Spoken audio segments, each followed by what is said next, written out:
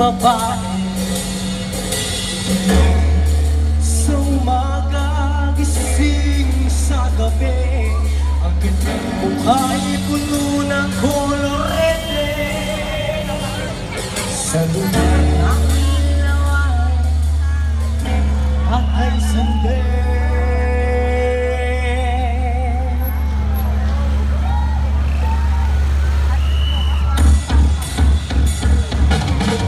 Simulan natin ang storya at ating kaibigan. Ernesto ang aking pangalan. Itong dapat kong malaman. Magbulag-bulagan. Bakit ang nais natin ay malaman ng tao ng iba? Pagbibigyan kita. Kilala mo ba si Marta? Nakakapagpapan, nalaman ang pagkapan. Nakabulag yung magkasama, mga pakapagsasama. Kinagitilim may liwanag ang paligid at pag siya'y dumadaan, mga leegit bumipilipit. Upunong gano'n o siya'y nagdalaga. Tuwing kausap ko naman, rin akong kulila ka. Minararamdaman, pinilit kong sarap ng bibig at pitik na puso para sa kanya at sa sayawan. Tapos kami makapagtapos dahil pinayos sa nagkaagad at pulis sa puti. Kahit parang hindi bantayin ng madaling hilila, pinakilala niya lalaki ng taga Maynila. Magdalena, anong problema? Bakit di ka mawala sa kadena? Sa gabi-gabi ko ay nasa sena, nahanap ko yung iyong. Magdalena, anong problema? Alam naman natin na nakakadena. Sa iyong bahay mo ay prinsesa, ang nangyari sa'yo.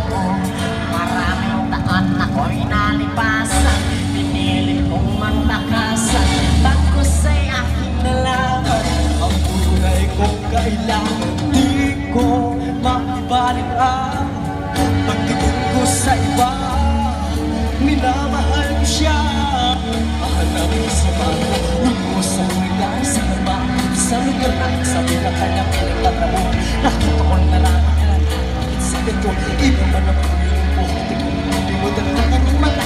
Namastak na ng ibig, dahil ugod ang siya, hindi na nag-abubali. Hanggang pumasok sa silid, pero bakit ang dilim? Madaming labes at mga nag-iinom kasi ko lang isang babae.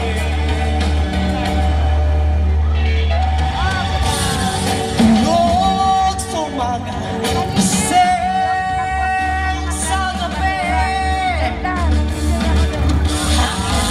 Nagkalapakan ni babae na katas sa maliit na itablado.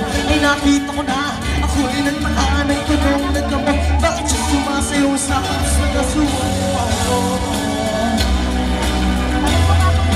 Magdalena, yeah. Magdalena, anong problema? Alam naman natin na Magdalena. Sabi mo may buhay prinsesa, tuloy niya sa'yo.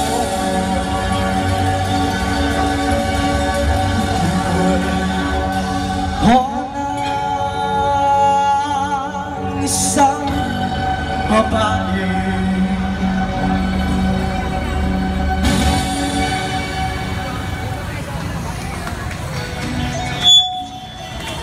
Alright, ladies and gentlemen, that was